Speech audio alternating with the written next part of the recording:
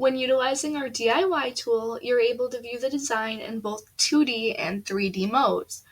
In our 2D mode, you're able to see the cabinets in your space as well as their measurements. When switching to the 3D mode, you're able to see a rendering of what you currently have in the DIY software.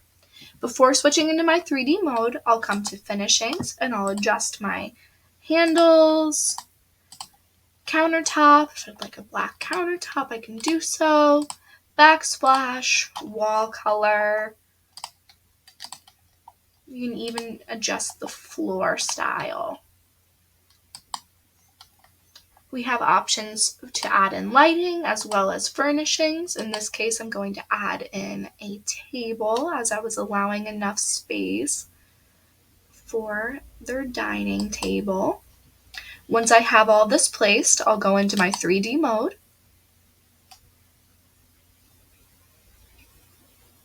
Which now will allow me to view the design. I can also adjust the table or different elements of the design this way if need be.